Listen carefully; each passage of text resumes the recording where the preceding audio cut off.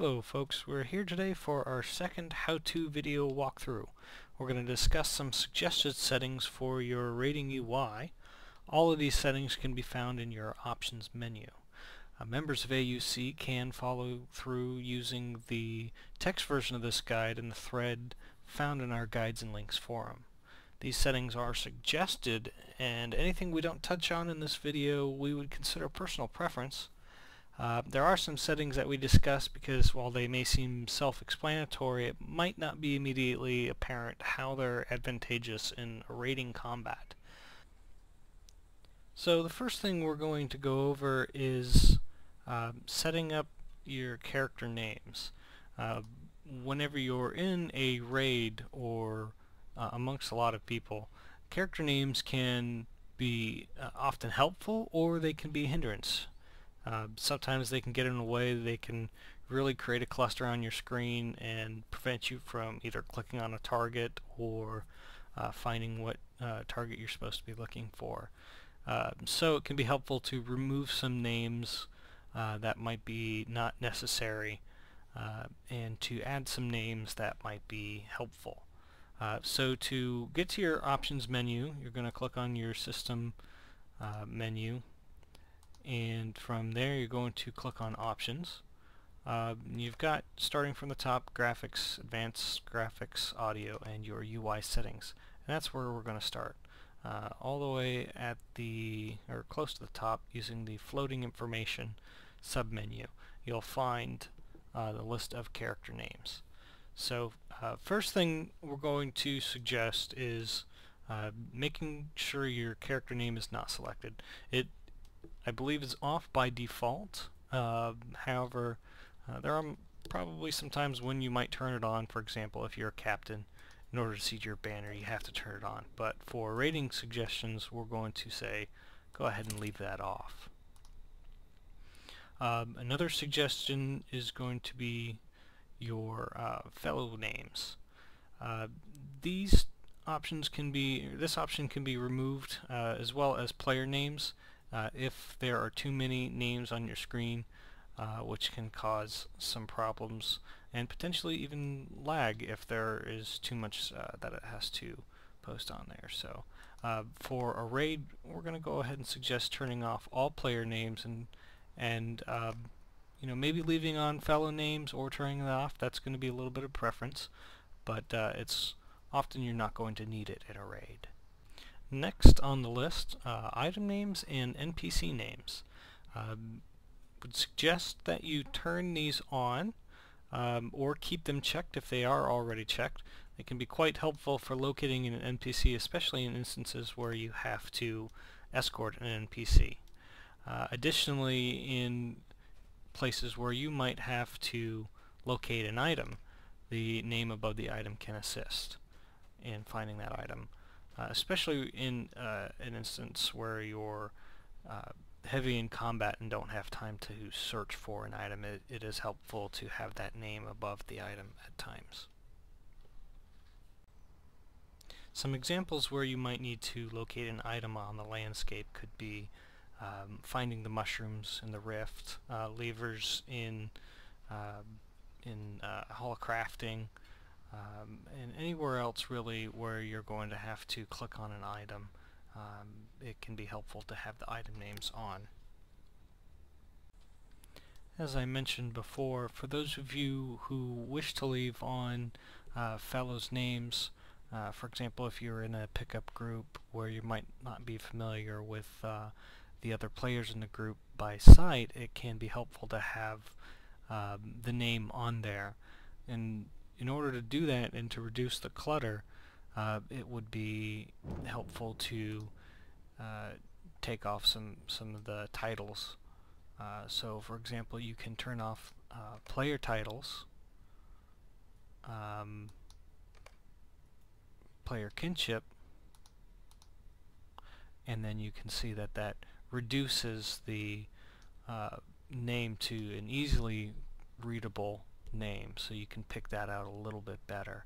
So player kinships, sometimes kinships can have a longer name, and it makes it difficult to actually locate the name while you're in a combat situation. Long titles can be especially difficult in those situations and really cause a lot of clutter. And a little bit further down the list you'll see the selection vital display. That can really be helpful whenever you're picking targets out on the horizon or that are far away and moving towards them. So if you, especially if they're obstructed by some kind of an item. So if you turn on the selection vital display, now you can see that your target has vitals above their head. And that can be very helpful whenever you're trying to find a target that your group is attacking, especially if you're not right up next to it. It can be helpful in finding that target.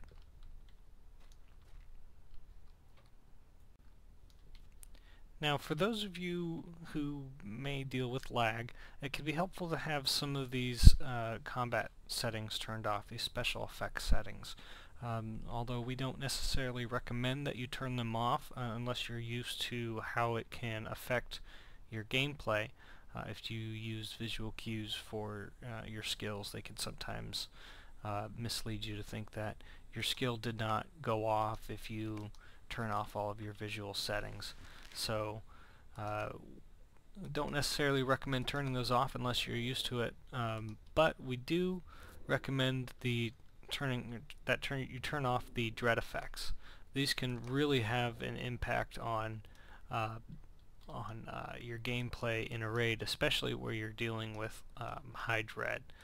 In this instance, Fredo's going to help demonstrate how dread can really change your screen, and you'll notice that the closer you get, some of those dread effects can really begin to impede your visibility. And while the dread in this instance is pretty small, there can be times whenever your dread is significant.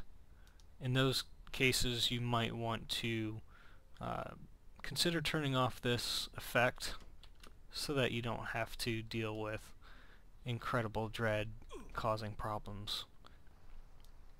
So you can see that if I turn that option back on and walk back up to him, it can really make the screen darker, turning gray and wavy. Turning that effect off prevents that from happening. So in a raid, whenever you're having to deal with those kinds of effects, they can really disorient you. And if you prefer that gaming experience, you can go ahead and leave that on, but we might suggest turning that off so that you don't have to have that intrusion. The next thing on our list is the selection for Always Loot All. You'll need to scroll down a little bit more to get to that. And that option is handy, especially whenever you're on the run. I always leave this option on throughout all of my gameplay. In fact, I leave almost all of these raid settings on in my gameplay. Always Loot All helps you to just click on the body of a corpse. It will automatically pick up anything that you are able to pick up. So you don't have to deal with the loot window popping up and then either clicking on Loot All or individually selecting the items you want to pick.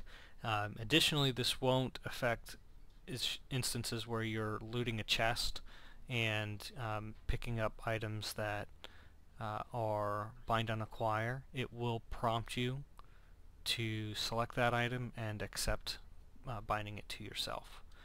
And then the next item is show debuffs in the second row. This can be extraordinarily helpful, especially whenever you're dealing with a lot of debuffs in a raid. A debuff is going to be anything that's going to be a negative effect. It can be curable, removable, it can be permanent.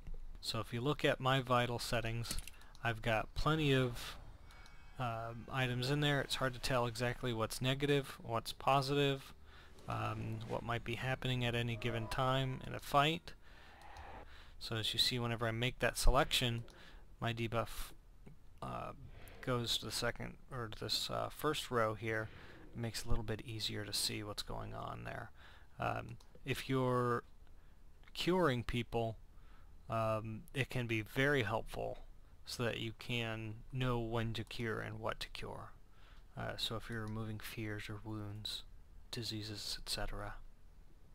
And while we're discussing the show debuffs in a separate row, if you have the option turned off to show dispellable effects only, then you will see, in this case, the debuffs appear in the first row for your fellowships as well.